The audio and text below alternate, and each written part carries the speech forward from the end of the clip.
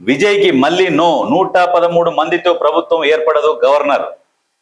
113 మందితో ఏర్పడదు, ఓకే. కానీ మరి అవతల మరి వాళ్ళకి ఎంత ఉన్నారు? 114, 115 ఉన్నారా? డిఎంకే కన్నా డిఎంకేకు లేరు కదా. ఇప్పుడు ఈయనకు ఒకసారి అవకాశం ఇచ్చి మళ్ళీ ఒక 6 నెలల సమయం పెట్టి తర్వాత బల నిరూపణ చేసుకోమని చెప్తే, అప్పుడు బల నిరూపణ చేసుకోకపోతే అప్పుడు ఉన్న ప్రభుత్వాన్ని రద్దు చేయండి. అసలు మీరు అవకాశమే కల్పిస్తలేరు. ఎంత కుట్రతోని ఎంత కుతంత్రాలతోని పనిచేస్తున్నారంటే, సింగిల్గా వచ్చిండు, విజయం సాధించిండు, ఎవరు జీర్ణించుకోలేకపోతున్నారు. ఇది వాస్తవం. ఎవరు జీర్ణించుకోలేకపోతున్నారు. ఇక్కడ తెలుగు రాష్ట్రంలో ఆంధ్రప్రదేశ్ నుంచి కూడా ఈ విషయంలో ఆలోచన చేస్తే కేంద్రంతో మాట్లాడి వాళ్ళ ఒత్తిడి కూడా ఉన్నట్టు అనిపిస్తున్నది. బీజేపీ ఏం చేస్తున్నదంటే, వాళ్ళ సీట్లే లేవు బీజేపీకి. ఎంతసేపటికి మేం చెప్పిందే వినాలి.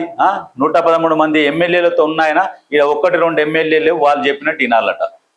అంటే ఎంత రాక్షస రాజకీయం నడుస్తున్న దేశంలో అంటే చూడండి. ఎంతో కష్టపడి పార్టీని అధికారంలోకి తీసుకురావాలనే ప్రయత్నం చేసి ఒక్కడు కొట్లాడి పేద ప్రజల కోసం పనిచేయాలన్న ఒక సంకల్పంతో ముందుకొచ్చి ఫైట్ చేసి 113 సీట్లు మెజార్టీ సాధించుకొని వచ్చి ప్రభుత్వం ఏర్పాటు చేస్తా అంటే కూడా దానికి సహకరిస్తలేదు. గవర్నర్లు ఎవరు? బీజేపీ వాళ్ళే కదా. పైనుంచి వాళ్ళకి ఆర్డర్స్ ఉంటే వీళ్ళు ఇక్కడ నో అని చెప్తారు. ఇదే జరుగుతున్నది అక్కడ. కానీ ఒకవేళ ఈయనని గనక అధికారం చేపట్టనీయకుంటే బీజేపీ పతనం ఇక్కడి నుంచే మొదలవుతుంది. ఎందుకంటే ప్రతి ఒక్కరికి సహకరించాలి. ఒక పెద్దన్న పాత్ర, ఒక తండ్రి పాత్ర, అటువంటి పాత్ర పోషిస్తున్నప్పుడు వీళ్ళు ప్రజాక్షేత్రంలో ప్రజలు ఇచ్చిర్రు, ప్రజలు ఆశీర్వదించిర్రు, అంతమంది గెలిచిర్రు. కాబట్టి వాళ్ళ ప్రభుత్వ ఏర్పాటుకు బీజేపీ కూడా సహకరించాలి. మాతోనే కలిసి ఉండాలి. ఇష్టం లేకుంటే సంసారం ఎట్లా చేస్తారు? ఇష్టం లేకున్నా సంసారం, బలవంత సంసారం చేయాలని ఒత్తిడి తీసుకొని వస్తున్నారు విజయ్ మీదకి. ఇప్పుడు అన్ని రాష్ట్రాల్లాగా తమిళనాడు ప్రజలు ఉండరు, అది గుర్తుపెట్టుకోరు. ధైర్యానికి మారుపేరు ఫస్ట్ దేశంలో నెంబర్ 1 అంటే తమిళ్, తర్వాత మిగతా పంజాబ్ మిగతా రాష్ట్రాలు. కానీ తెగింపుకు ఇంకా రెండో పదం ఏదైనా ఉంది అంటే అది తమిళ ప్రజలే ఉంటారు. ఇక వాళ్ళ ఓపికని పరీక్షిస్తే మాత్రం పరిస్థితులు మాత్రం తలకిందులైతాయి. వాళ్ళు ఒకవేళ సైలెంట్గా ఉన్నంతసేపు సైలెంట్గా ఉంటారు. ఎందుకు? వాళ్ళ సహనాన్ని పరీక్ష పెడుతున్నారు. రెండోసారి వస్తే రెండోసారి కూడా పూర్తి స్థాయిలో తీసుకురండి. అదే ఇక్కడ మరి అంతవరకు ఉంటే మరి కర్ణాటకలో కూడా అప్పుడు యడ్యూరప్పకు తక్కువనే వచ్చినాయి. అసలు మ్యాజిక్ ఫిగర్ రాకముందుకే ఆయనకు ప్రభుత్వ ఏర్పాటుకు అనుమతి ఇచ్చారు. మరి ఇప్పుడు ఈయనకెందుకు ఇయ్యరు? మరి అంటే రాజకీయాలు ఇట్లా చేస్తున్నారు అన్నట్టు. ప్రజలు ఆలోచన చేయాలి. ఎందుకంటే ఇప్పుడు కొంతమంది హీరోలు కూడా జీర్ణించుకోలేకపోతున్నారు. ఇప్పుడు మా తెలుగు కలమ్మ తల్లి, మా తమిళ్ ఇండస్ట్రీ, ఆ ఇండస్ట్రీ ఈ ఇండస్ట్రీ అని చూడకుర్రి. ఒక సినీ ఫీల్డ్ సౌత్ ఇండియా నుంచి ఒక హీరో ఇంత గొప్ప విజయం సాధించిండని ప్రౌడ్గా ఫీల్ అయ్యి పవన్ కళ్యాణ్ కూడా స్పందించాలి దీని మీద, చంద్రబాబు నాయుడు స్పందించాలి. వీళ్ళిద్దరు స్పందించి కేంద్రానికి చెప్తే కేంద్రం సైలెంట్గా కూర్చుంటుంది. ఎందుకంటే ఇప్పుడు ఈయన ఒకవేళ అధికారం చేపడితే సింగిల్గా వచ్చిండు, సింగిల్గా ఒక సీఎం అయిపోయిండు అని చెప్పేసి ఇక వీళ్ళ కిరీటం ఎక్కడ పడిపోద్దాం అని చెప్పేసి కూడా ఆలోచన చేస్తున్నట్టు తెలుస్తున్నది. ఎందుకంటే ఆయన జగన్ ఫోటో పట్టుకున్నాడు కదా ఇప్పుడు, అందుకని ఇక్కడ వీళ్ళ కోపం వస్తున్నది. కొంతమంది హీరోలకు కూడా నేను సక్సెస్ కాలేకపోయినా, నేను వచ్చి ఫెయిల్ అయినా కాబట్టి ఇంకా ఆయన కూడా కావద్దు అని అంటారు. ఇక చాప కింద నీరులాగా కొన్ని రాజకీయ శక్తులు ఇటువంటి పనులు కూడా చేస్తుంటాయి. సహకరిస్తే మీకు భవిష్యత్తు ఉంటుంది, సహకరించకపోతే తెలుస్తుంది. ఇప్పుడు ఆయనకు అన్ని తెలిసి ఉండొచ్చు. విజయ్ కూడా ఎవరెవరు ఏం చేస్తున్నారు, ఎవరు సహకరిస్తున్నారు, ఎవరు ఎన్నుపోటు పొడుస్తున్నారు, ఎవరు మమ్మల్ని వ్యతిరేకిస్తున్నారు అన్ని తెలిసి ఉంటాయి. కానీ ఇప్పుడే మాట్లాడు కదా, సమయం వస్తుంది. సమయం వచ్చినప్పుడు ఆ సమయం కరెక్ట్ సమయం చూసుకొని దెబ్బ కొడతారు. ప్రయత్నాలు చేస్తున్నారు. అవకాశం ఇస్తే ఏంది, ఒక 6 నెలల తర్వాత బల నిరూపణ చేసుకోమని చెప్పండి. అప్పుడు బల నిరూపణ చేసుకోకుంటే అప్పుడు రద్దు చేసి గవర్నర్ పాలన పెట్టి తర్వాత మళ్ళీ ఎలక్షన్లకు పోటీ.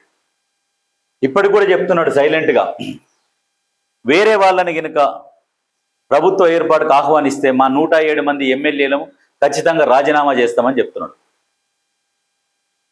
సరే ఈ సమానం ఉన్నారు అవతలాలు అంటే ఏమనుకోవచ్చు. వాళ్ళు ఎన్నో 70 ఒకరు 50 చేంజ్లో ఉన్నారు. వాళ్ళిద్దరు కలిసిర్రా అంటే ఇక రాజకీయ దానంత రాజకీయ వ్యభిచారం ఇంకొకటి ఉండదు. ఇక 50 సంవత్సరాల నుంచి ఫైట్ చేస్తున్న వాళ్ళు ఇప్పుడు కలిసిర్రు అనుకో కథం. అంటే ఒక మనిషి మీద ఎంత కుట్ర వన్నుతున్నారంటే బీజేపీ. ఇది ఆ రాజనీతి అంటే. మొత్తం నీతులు చెప్తారు బీజేపీ వాళ్ళు. నీతులు చెప్పి మరి తమిళనాడులో మరి మీ నీతి ఎక్కడ పోయింది? బెంగాల్లోనేమో రాజనీతి అట్లుండదు, ఎట్లా ఆమె రాజీనామా చేయనంటే ఎట్లా రాజీనామా చేయవో చూస్తారు, రాజ్యాంగంలో మాకు కూడా అన్ని లెక్కలు తెలుసు అని చెప్పేసి గవర్నర్తోనే ఆ ప్రభుత్వాన్ని రద్దు చేపించి వెళ్ళిపోతున్నారు. మరి ఇక్కడ కూడా మరి సహకరించాలి కదా బీజేపీ, సహకరిస్తలే. ఎందుకంటే ప్రజలు ప్రతిదీ ఆలోచన చేస్తూనే ఉన్నారు. ఎన్డీఏలోని పార్టీలతో చర్చించే ఉద్దేశం లేదన్న టీవీకే, అది మెయిన్. ఎన్డీఏలో ఉన్న పార్టీలతో చర్చిస్తే ఏం చేస్తారంటే తమిళనాడు కూడా మా చేతుల్లోనే ఉందని చెప్పుకుంటారు. ఇక వాళ్ళు మళ్ళీ ఇళ్ళకి వస్తారు. ఇక ఏంటంటే చిన్నగా ఇక క్యాన్సర్ పుండు కనుక ఒంటికి వాకితే ఇక ఒళ్ళంతా మొత్తం ఆగం అయిపోయి కట్ చేస్తారు కదా, కాలు వాకితే కాలు మొత్తం కట్ చేసినట్టుగా సేమ్ అట్లా అయిపోతుందని భయంతో విజయ్ మాకు వద్దు, మీతో చర్చలు కూడా వద్దు అని చెప్తున్నాడు క్లియర్గా. ఆ వద్దు అన్నందుకే ఇప్పుడు ఈయనని ముఖ్యమంత్రిని కానిస్తలేరు. సరే కానీయకపోయినా ఇప్పుడు ఆయన నిర్ణయాలు కూడా ఉంటాయి. సరే ఈసారి కానీయకుంటే కానీయకపోయారు, సరే చూద్దాం మీరు కూడా ఎట్లా పరిపాలిస్తారు, నెక్స్ట్ అయినా చూపిస్తాం మా తడాకేందో అని చెప్తారు. నెక్స్ట్ ఎలక్షన్లల్లో ఒక్కొక్కరికి ఇక అసలు సింగిల్ డిజిట్కి పరిమితం చేసి ప్రజలు కూడా పట్టం కడతారు. ఉంటుంది, అట్లా కూడా ఉంటుంది. ఎందుకంటే సరే ఒక 5 ఏళ్ళు తిప్పల పడతారేమో మీరు కానీయకుంటే.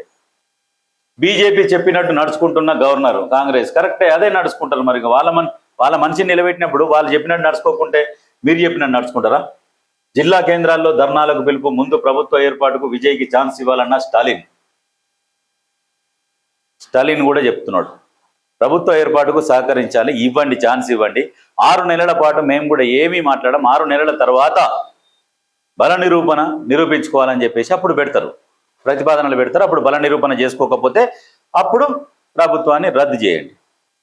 స్టాలిన్ ఏంటంటే ఒక న్యాయంగా ఉన్నాడు, ప్రజా తీర్పును గౌరవిస్తామన్నాడు. ఒక 6 నెలల పాటు ఆయనకు కూడా అవకాశం ఇస్తున్నారు, ప్రభుత్వ ఏర్పాటుకు సహకరించండి అని క్లియర్గా చెప్తున్నాడు. టీవీకేకు మద్దతుపై స్వేచ్ఛగా నిర్ణయం తీసుకోవాలని వీసీకే, ఐఎంయుఎంఎల్ లెఫ్ట్ పార్టీలకు సూచన. ఇక వాళ్ళు ఇప్పుడు ఏంటంటే ఫస్ట్ కాంగ్రెస్తో ఏంటంటే ఫస్టే వాళ్ళు డైరెక్ట్ పోయి కాంగ్రెస్ మద్దతు ఇచ్చింది. ఎవరు మద్దతు ఇస్తేందిరా నాయన, ఫస్ట్ ఎవరు మద్దతు ఇస్తేంది, ఎనుకో ముందో. ఇప్పుడు అందరి మద్దతు అవసరమని మీకు కూడా తెలుసు. ఫస్ట్ మేము కలిసే ఉన్నాం చెప్పకుండా చెప్పిపోయిర్రు. ఇప్పుడు ఎట్లయితే పూర్తి స్థాయిలో అందరి మద్దతు కావాలి ఆయనకు. వెనక పోతేంది, ముందర పోతేంది, అట్లా ఉన్నది. ఇక్కడనేమో ప్రకాష్ రాజ్ అంటుండు గవర్నర్ వ్యవహరిస్తున్న తీరు అసహ్యకరంగా, రాజ్యాంగ విరుద్ధం, గవర్నర్ పదవిని రద్దు చేయాలి. అపాయింట్ అయిన ఒక వ్యక్తి ప్రజలు ఎన్నుకున్న ఎమ్మెల్యేలతో ఆటలాడుతున్నారు. విజయ్కి ప్రజల మద్దతు లభించింది, ఆయనకు అసెంబ్లీ సభా వేదికపై తన హక్కును వినియోగించుకునే అవకాశం ఇవ్వాలి. గవర్నర్ వ్యవహరిస్తున్న తీరు బాగలేదు, కరెక్టే. ఈ ఒక్క విషయంలో కరెక్ట్గానే మాట్లాడుతున్నాడు. ఇది ప్రజల తీర్పును అవమానించడమే, ప్రజాస్వామ్యానికి నష్టం. మెజారిటీని నిరూపించాల్సింది రాజ్భవన్లో కాదు, శాసనసభలో. నేను మాట్లాడుతున్నది పార్టీ రాజకీయాల గురించి కాదు, ఇది ఒక భారతీయ పౌరుడిగా నా విధానపరమైన స్వరం అని చెప్పేసి కమల్ హాసన్ చెప్తున్నాడు. మరి బల నిరూపణ అనేది రాజ్భవన్లో కాదు కదా, మరి వాస్తవానికి అసెంబ్లీలో నిరూపించుకుంటాడు. అసెంబ్లీలో నిరూపించుకోకపోతే అప్పుడు రద్దు అవుతుంది. ఇదేంటంటే ఆయనకు అవకాశం కల్పియొద్దు అనే ఉద్దేశంతో కుట్ర జరుగుతుంది.